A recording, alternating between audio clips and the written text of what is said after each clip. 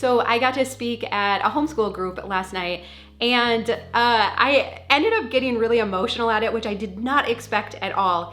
It was a little bit smaller group of women, and which always just feels a little bit more intimate. And as I was looking at them, I kept thinking, you can't do it all. You can't manage all this stuff. Your life would be so much easier if you did not have to manage all of the extra stuff in your home. None of us as women, whether you homeschool or not, can manage all of this stuff that has come into our home. And the worst part is that we don't realize that the stuff is the problem. We think we're the problem. We think if I could just get organized, if I could just keep my systems up, if I could just put stuff away instead of setting it down, if I could get the kids to help more. All of these things, we think if we would do a better job with it, then that would solve the problems that we're feeling in our home. And for most of us, I think that's not the solution at all. We need to highly simplify. We are managing way too much inventory. And so today I'm excited to share with you my 5 favorite minimalist rules, because these just help give us some guidelines when it comes to what to keep and what to let go. Well, hi, I'm Dawn from The Minimal Mom. If we haven't met before, I'm married to Tom and we have 4 kids, ages 9 through 14. And yes, we did start homeschooling about 4 years ago. I don't talk about it a whole lot on YouTube because I'm still learning, but I do have a free homeschool workshop. I share what I do know, what I have learned there. A lot of it's about inventory management in regards to homeschool. But today, like I said, I'm gonna share with you 5 minimalist rules. These apply to everybody. And so like I said, I was in front of this group of women last night, and I feel like I kind of embarrassed myself a little bit because well, this probably doesn't surprise you, but I was getting very emotional about it. I almost felt like I was pleading with these women saying, like, no, you don't understand. You don't need all of this stuff. And if you would be willing to let it go, just let go of the stuff you're not using. Keep the stuff that you're using. Your house would be so much easier to manage. And more importantly, you would have more confidence in yourself and you would feel better in your home. Less stress, less anxiety. I mean, I just know for myself, I felt like a better mom when I had it simplified, a better wife, a better sister and daughter.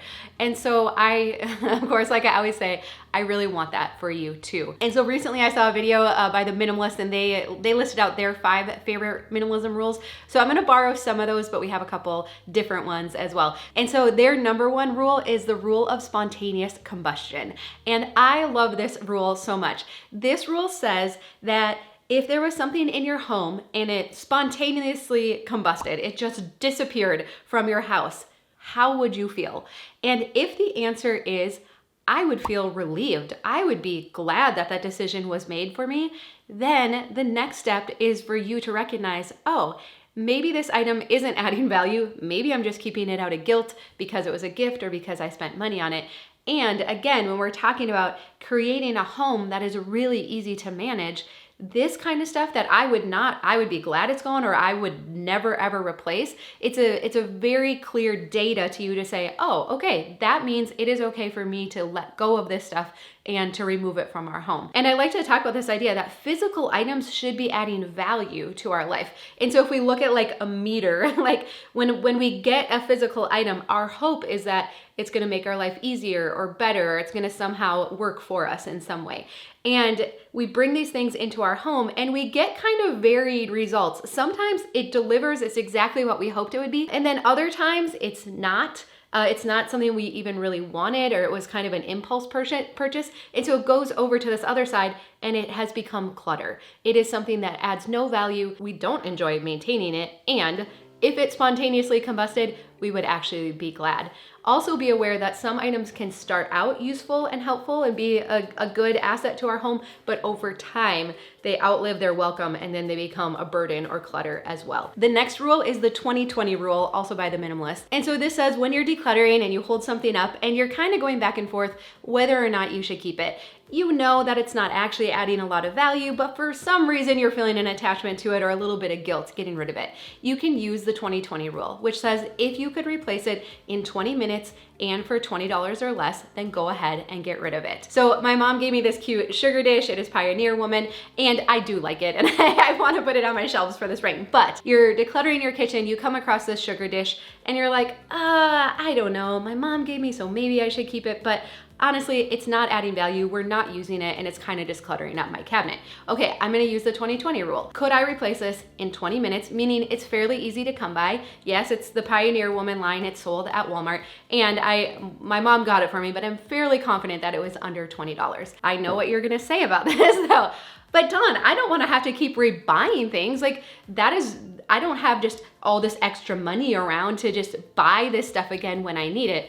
The beauty of the 2020 rule is that you never end up rebuying the things. You never say, oh, I really wish I had that sugar dish again, because if you're not using it now, the chances are you're never gonna use it in the future. And so the 2020 rule is effective because we never end up buying the things again. It gives us some guidelines and permission to let things go. And once they're gone, we realize we didn't actually need it and we don't really miss it.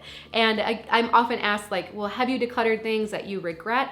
And it is such a small number. It is less than $100 worth of things over 8 years of simplifying, thousands of items leaving our home. And so if I had to pay $100, even annually, which I haven't, to have all of the rest of this stuff out of my house, I would gladly do it. Like if there was like a minimalism fee, right? Like if we like bought minimalism insurance, okay, I'm gonna pay $100 a year to cover any accidental things I might declutter. I would pay that over and over again because I never end up replacing the things. I don't miss them. And if the occasion would arise where I would need something, I just go without or I use something else instead. It's okay to be occasionally inconvenienced because the benefits of living in a highly simplified and decluttered home are so worth it. All right, now I'm gonna deviate from the minimalist list a little bit here, and my number 3 rule is gonna be Project 333 from Courtney Carver. So this is the minimalist clothing challenge, and what Courtney does is she challenges you to have 33 pieces of clothing, accessories, shoes and boots, winter coats, that counts into it too, 33 pieces in your wardrobe that you commit to for 3 months. So you pull out your 33 items and then you just pack the rest of the stuff away. So if you have clothes that don't fit, you're hoping to fit into, they're a little dressy, but you don't wear dress clothes to work anymore, formal wear, other things that you're like, I'm not ready to part with it, but I'm not actually really wearing it right now, we just pack that stuff away. So take a Rubbermaid tote or some cardboard boxes, pack it up, and then over the next 3 months, you just do an experiment. And we just went through this in my mentorship group, and already the responses have been so good. It's so easy to get dressed in the morning. I don't even have to think. Everything when I look at my closet is an option for today.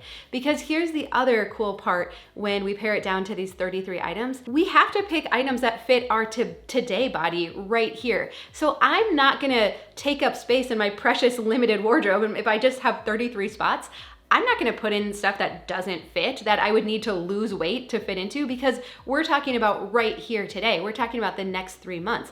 It's irrelevant. Maybe you'll lose weight, maybe you won't. It doesn't matter. We're gonna cross that bridge again in 3 months. Right now, you have permission to just pick out pieces that fit and that you feel good in. And so to be able to walk up to your closet, to open the door and only see things that are an option for today, you don't understand how good that feels in the morning. And another side benefit that I wasn't even thinking about is that you take such good care of your clothes then. There's no longer piles on the floor or draped over the chair or on top of the dresser or in laundry baskets on your floor. So like I said, last night I was at, the group, and then I wore my brown sweater that I really like now. And when I got home, I didn't just drape it on a chair or throw it on the floor. I put it back in the drawer where it goes. Because I have limited clothing inventory, it actually feels really good to take good care of those clothes now. And I know if I have limited options, I have to take care of it. If it would have needed to be washed, I would get it into the laundry right away so that it can get through and I can wear it again. And so there's so many cool benefits from this, but most of us say, oh, I couldn't possibly pare down to 33 items, and we're not even willing to give it a chance. But if you are serious about creating a home that is easy to manage this year, I would highly challenge you to try out Project 333. I'll put more details about that down below. All right, we're going back to the minimalist rules. They have the seasonality rule or the 90-90 rule. So what they would say is to ask yourself, have I used this item in the last 90 days, or do I know for sure I'll use it in the next 90 days? Now, I like to expand this to a year. When I was first decluttering our home, that was the question I asked is, have I used this in the past year, or do I know for sure that I'm gonna use it in the upcoming year?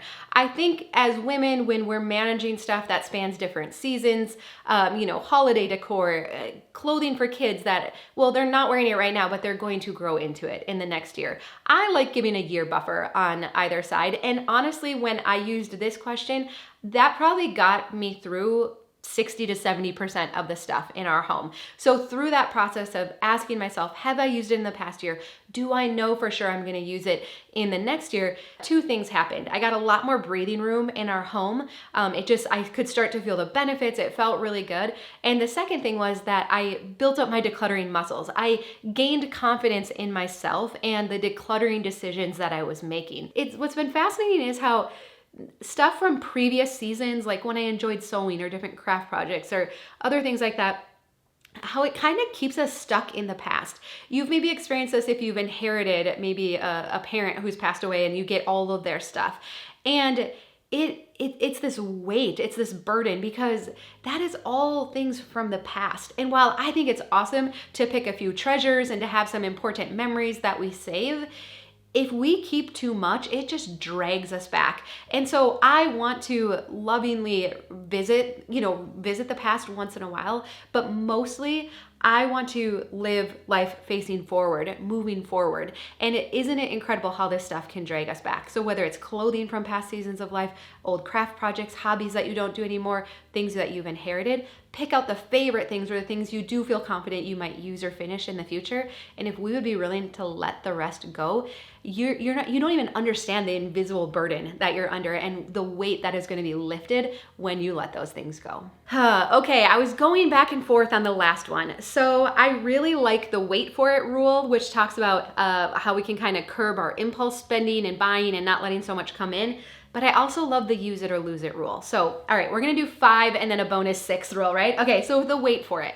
It's never been easier to accumulate new possessions, whether it's shopping online, Amazon, and any other online retailer, going to stores. It is so easy to accumulate new things. And so would we be willing to wait for it, to put it in the cart and say, I'm gonna let it sit there for a day or 30 before I check out? Isn't it remarkable how an influencer can be selling me something at 9 o'clock at night and I'm like, oh my goodness, I have to have that. And I put it in the cart and I leave it there and I sleep on it. And the next morning I'm like, meh, I don't think I need it so much. But people that are good at marketing, they create urgency. They tell you that this product is gonna solve whatever problem. Here's what they do. They have the product and they say, okay, what problem is this gonna solve? So even today, I'm doing this with minimalism, right? I'm saying, what problem is this gonna solve? If you feel overwhelmed by your house, if your stuff is making you feel bad about yourself, minimalism is the solution, right? And so now they're saying, okay, there's this product, what problem is it gonna solve? So it might be a kitchen gadget, and it's like, oh, it's gonna make cooking dinner a breeze. It's practically going to cook dinner for you, right? And I'm like, yes, I hate cooking dinner. I want that item. If it's gonna solve that problem, yes, please.